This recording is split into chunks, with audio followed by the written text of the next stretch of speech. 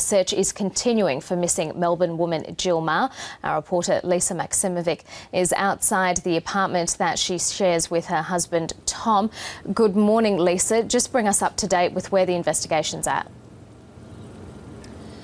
Well, Karina, the latest in this investigation was the time that homicide detectives and forensics police spent here yesterday. They spent probably a total of about 5 hours at this Lux Street apartment behind me, scouring the apartment for anything that might give them clues to her whereabouts and why she disappeared, what happened to her.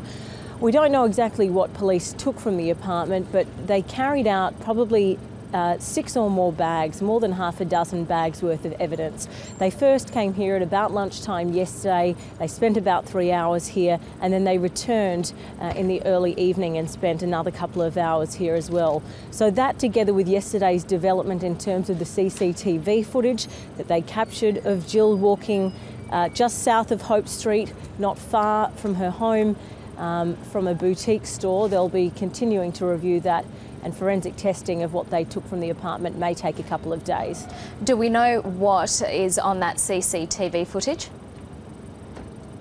It clearly shows Jill Meagher walking past the store on Sydney Road.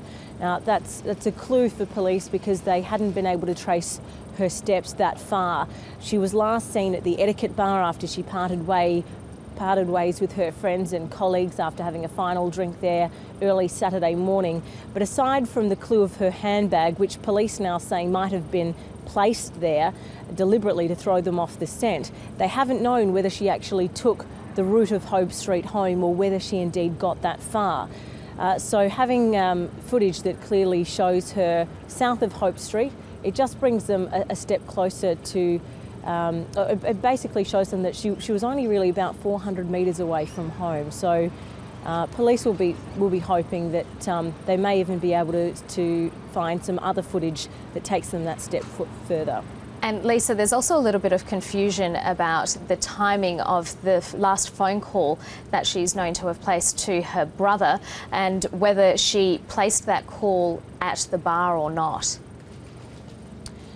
Yes, over the past couple of days, police were working with her brother Michael after he arrived here in Melbourne and trying to look at phone records to determine where that phone call took place, because her brother had said that he heard male voices in the background, and police wanted to know whether perhaps she was in the company of the people that were involved in her disappearance. And there was some confusion over whether she may have still been at the bar. That was Michael's interpretation. But we know now that police believe she was walking on Hope Street when that phone call took place. She wasn't on the phone call in the CCTV footage. So once again, that just helps narrow down the pieces for police. And Lisa, are police expected back at the Meagher's apartment today?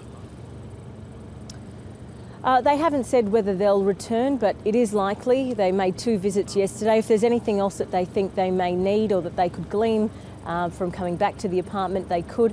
But her husband Tom has been working very closely with police. He and Michael have been cooperating with police and they've been in constant contact. So it's possible we could see them back here today.